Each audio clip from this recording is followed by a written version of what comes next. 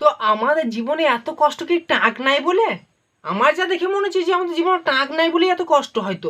এবার তোমরা বলো কেনে, তার কেনে দেখো ভাই, আমাদের চুল আছে বলে অভিশাপ পড়ে গেছে, আর দাদুর টাক আছে বলে মেয়াতে চুমু খেয়েছে।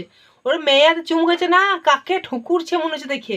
দাদু দেখো বাঁদরে গলায় মুক্তোর মালা মানায় না। এবার তুমি বলবা লাতি এইসব বলছো, আমার দুঃখ লাগে। হ্যাঁ, লাতির দুঃখ তো আরো লাগছে যে লাতির চুল থাকতেও লাতির চুমু খাবার লোক নাই, আর দাদুর টাকের চুল নাই, দাদুর চুমু খাবার লোক দুনিয়ার। তা আমরা কি অপরাধ করেছি হে? কারো কি গরু মোষ ডুবিন মেরেছি নাকি? তো হ্যালো বন্ধুরা, welcome to my YouTube channel কাকার বানিয়া। কাকার বানিয়া চ্যানেলে অনেক অনেক ভালোবাসা জানাই। আশা করি সকলেই ভালো আছো, আর ভালো না থাকলে জবরদস্ত ভালো থাকার চেষ্টা করতে হবে। আজকে গুরুজনরা ভিডিও চালু করছি, প্লিজ ভিডিও কেটে দাও, তোমার জন্য ভিডিও না। আর যারা এখন সাবস্ক্রাইব করেনি প্লিজ সাবস্ক্রাইব করো, লাইক করো, কমেন্ট করো। শুরু করবো আজকে টাকে চুমু খাওয়ার আমাদের মাথায় মুতে দিয়ার ভিডিও। তো সাইড দিয়ে লাগাও এন্টারো। तो देखे गाइस, गरीब लोग कड़ी कैसे बनाते हैं। ऐसे बनाते हैं। আরে নমস্কার মিয়া খালিপাজি, কেমন আছেন আপনি? শরীরটা বহু শুকাই গেছে দেখে মনে হচ্ছে। আর শুকাবে না, যা ধকল আপনার ওপর দিকে যায় বাবা। পুরো পুরো ট্রেন, লরি, বাস, ট্রাক কত কি চেপে দিচ্ছে, কত কি ঢুকিয়ে দিচ্ছে, কত কি গাড়া করে দিচ্ছে।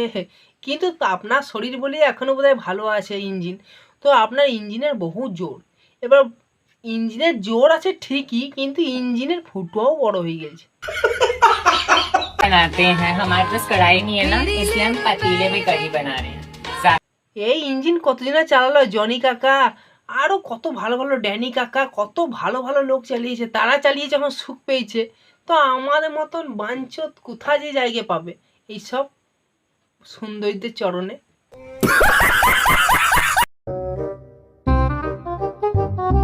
কাকিও এরকম করে খেও না, খেও না, ওটা শেষ করে দিও না, জীবনটা ওর আর শেষ করো না। ওর বহুত বড় একটা ভবিষ্যৎ পড়ে আছে, যেই জীবনে নিজের সন্তানদের মুখ দেখবে। কিন্তু তুমি যে কেস করে দিচ্ছ না ভাই, সন্তান তো দূরের কথা ভাই, ওকে সন্ত্রাস করে দেবে লোকে।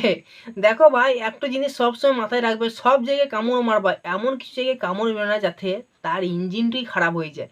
আর তুমি তো পুরো ইঞ্জিনের ওপরেই কামড় মেরেছো যাতে ওর ইঞ্জিনটাও বন্ধ হয়ে যায়।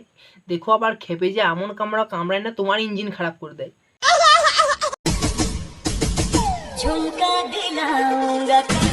হ্যাঁ রে ভাই, এইসবের লোভেই তোকে ফাঁসিয়েছিস, যা দেখে আমার মনে হয়েছে।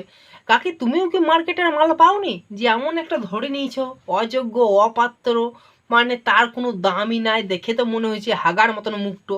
ওকে কি করে তুমি পটাইলা? হ্যাঁ, তোমার একটু মাথার দোষ ছিল, হয়তো তুমি অলরেডি পাগল হয়ে গেছিল, আর সেই পাগল হয়ে তুমি আজকে ভুগছো। কিন্তু কি করার আছে, সব কিছুই তো হয়ে গিয়েছে, আর তো জিনিস ঘুরবে না। সঠিক বলেছেন।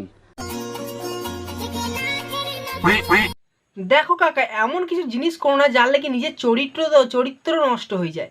দেখো তুমি এমন পথে নেমেছো না, তোমাকেও আর কি ভাইরাল হতে হবে। যেমন করেই ন্যাংটো হয়ে নেছে, ভালো হয়ে নেছে, খারাপ করে নেছে, খারাপ জিনিস দেখিয়ে, মানে যেই রকমভাবেই হোক তোমাকে কী হতে হবে না, ভাইরাল হতে হবে।